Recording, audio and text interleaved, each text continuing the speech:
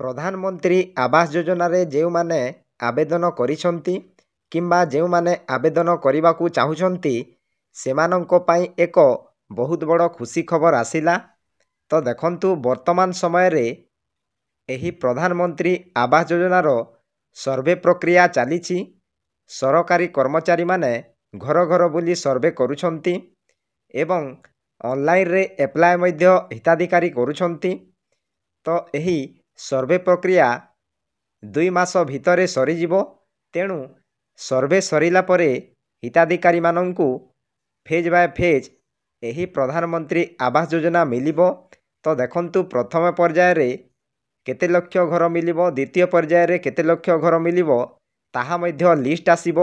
ସେହି ଲିଷ୍ଟ ଆସିଲେ ଆପଣମାନଙ୍କୁ ଭିଡ଼ିଓ ପ୍ରୋଭାଇଡ଼ କରିବି, ଆପଣମାନେ ମୋ ଚ୍ୟାନେଲ୍ ସାହାଯ୍ୟରେ ଦେଖିପାରିବେ। ତ ଦେଖନ୍ତୁ, ଯେତେବେଳେ ପ୍ରଧାନମନ୍ତ୍ରୀ ଘର ଆସିବ ସେ ଟାଇମ୍ରେ ହିତାଧିକାରୀମାନେ ଘର ଆରମ୍ଭ କରିବେ। ତ ବିଶେଷ କରି ମୁଁ ଗରିବ ପରିବାରର ହିତାଧିକାରୀମାନଙ୍କ ପାଇଁ କହୁଛି ଯେ ଏହି ଗରିବ ପରିବାରର ହିତାଧିକାରୀ ଏହି ପ୍ରଧାନମନ୍ତ୍ରୀ ଘର ଶୀଘ୍ର ସାରିପାରିବେ ନାହିଁ। ତ ଦେଖନ୍ତୁ, ଯେଉଁମାନଙ୍କଠାରେ ପଇସା ଅଛି ସେମାନେ ଶୀଘ୍ର ସାରିବେ ଏବଂ ବୋନସ୍ ଟଙ୍କା ମଧ୍ୟ ସେମାନେ ପାଇପାରିବେ। ତ ଦେଖନ୍ତୁ, ଗରିବ ପରିବାରର ହିତାଧିକାରୀ ଘର ଆରମ୍ଭ କରିବା ପାଇଁ 5 ରୁ 10 ଦିନ ଲାଗିବ। ତ ଦେଖନ୍ତୁ, ସେମାନେ ସବୁ ଜିନିଷ ଖୋଜିବା ପାଇଁ ସେମାନଙ୍କୁ ଟିକିଏ ଲେଟ୍ ଲାଗିବ। ତ ଦେଖନ୍ତୁ, ଇଟା, ବାଲି, ସିମେଣ୍ଟ, ଛଡ଼ ସବୁ ଜିନିଷ ମିଳିବ।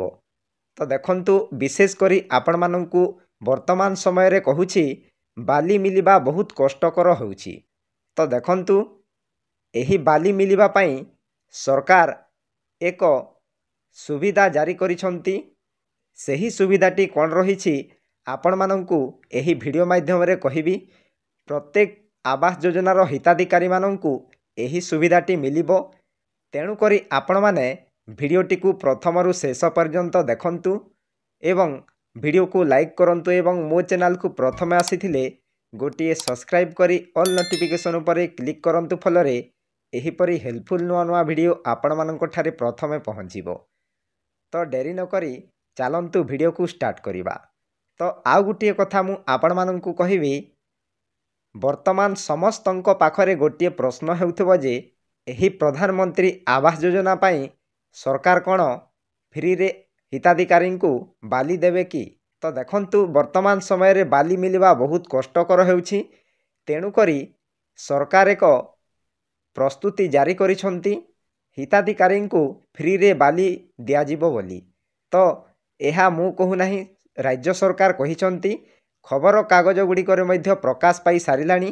ଆସନ୍ତୁ ସେହି ଖବରକାଗଜରେ କ'ଣ ପ୍ରକାଶ ପାଇଛି ଆପଣମାନଙ୍କୁ ଲାଇଭ୍ ପ୍ରୁଫ୍ ସହିତ ଦେଖାଇବି। ଏହା କୌଣସି ଫେକ୍ ନୁହେଁ। ଏହା ଦେଖନ୍ତୁ, ପ୍ରମେୟ ନ୍ୟୁଜ୍ରେ 4:12 PM ଆଜି ପ୍ରକାଶ ପାଇଛି। ତ ଆସନ୍ତୁ ଜାଣିବା PM ଆବାସ ଯୋଜନାର କ'ଣ ସୂଚନା ରହିଛି। PM ଆବାସ ଯୋଜନାରେ ହିତାଧିକାରୀଙ୍କୁ ମିଳିବ ମାଗଣା ବାଲି। 2 ଟ୍ରାକ୍ଟର ବାଲି ଦେବେ ସରକାର। ଏନେଇ ଡ୍ରାଫ୍ଟ ପ୍ରସ୍ତୁତି ହୋଇଛି। ପରମିଟ୍ ଇସ୍ୟୁ ହେବ। ଏନେଇ ରାଜସ୍ୱ ମନ୍ତ୍ରୀ ସୁରେଶ ପୂଝାରୀ ସୂଚନା ଦେଇଛନ୍ତି।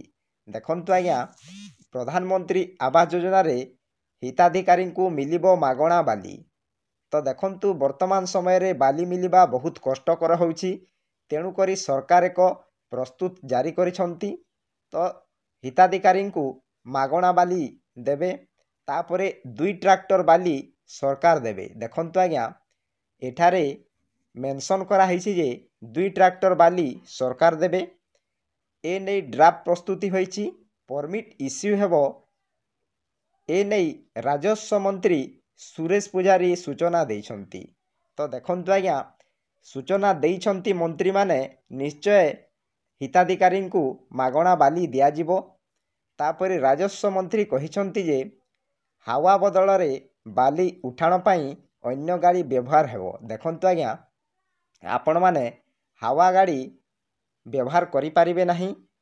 ତ ତା ବଦଳରେ ଅନ୍ୟାନ୍ୟ ଗାଡ଼ି ଆପଣମାନେ ବ୍ୟବହାର କରିପାରିବେ। ତାପରେ ହାୱାରେ 40 ଟନ୍ ବାଲି ଯାଉଥିବାରୁ ପ୍ରଧାନମନ୍ତ୍ରୀ ସଡ଼କ ଯୋଜନାରେ ତିଆରି ରାସ୍ତା କ୍ଷତିଗ୍ରସ୍ତ ହେଉଛି।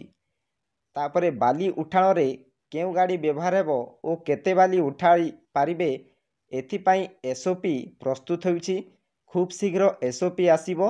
ସହଜରେ ସରଳ ଭାବରେ ଶସ୍ତାରେ କେମିତି ଲୋକେ ଘର ତିଆରି ପାଇଁ ବାଲି ପାଇବେ ସେଥିପାଇଁ ସରକାର ଯୋଜନା କରୁଛନ୍ତି।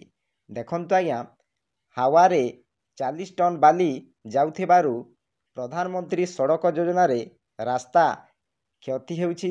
ତେଣୁକରି ବାଲି ଉଠାଣରେ କେଉଁ ଗାଡ଼ି ବ୍ୟବହାର ହେବ ଓ କେତେ ବାଲି ଉଠାଇ ପାରିବେ ଏଥିପାଇଁ ସରକାର SOP ଜାରି କରୁଛନ୍ତି। ତାପରେ ଖୁବ୍ ଶୀଘ୍ର SOP ଆସିବ। ସହଜରେ ସରଳ ଭାବରେ ଶସ୍ତାରେ କେମିତି ଲୋକେ ଘର ତିଆରି ପାଇଁ ବାଲି ପାଇବେ ସେଥିପାଇଁ ସରକାର ଯୋଜନା କରୁଛନ୍ତି।